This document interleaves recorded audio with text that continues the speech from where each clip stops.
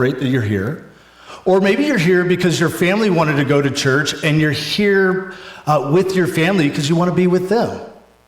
And it's not really that you're here because church has been incredibly relevant to you, or that all the stuff that's taught from ministers like me makes a whole lot of sense, but it's really about these other things. And if that's you, I just want to welcome you.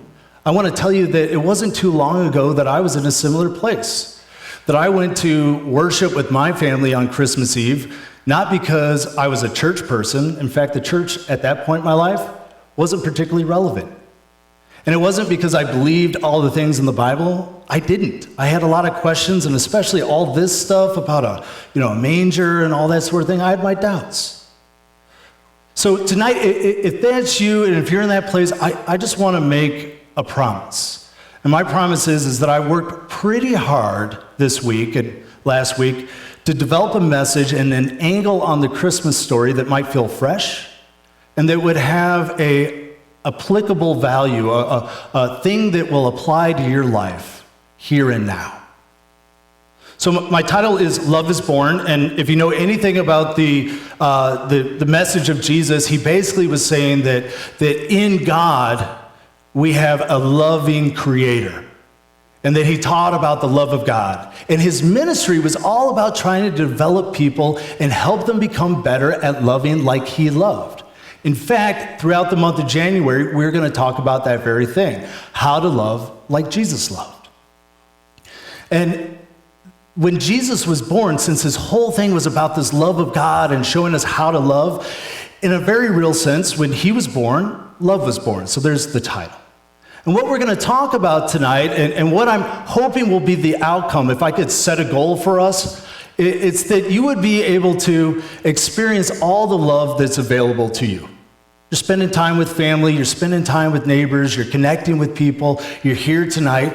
And my goal for you is that you would experience all the love that's available to you. Pretty simple, right?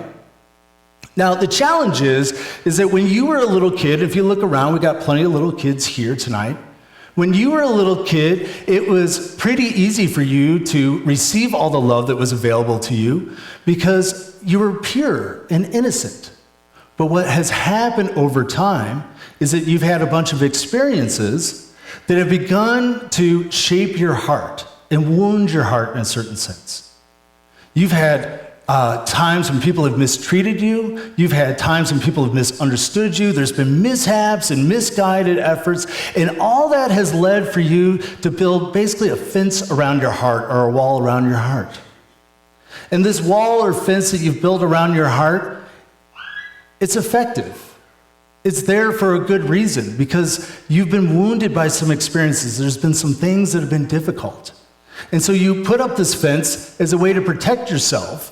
And it serves a good purpose, but the downside of it is, the consequence is that while it keeps bad things out, it also tends to keep love out.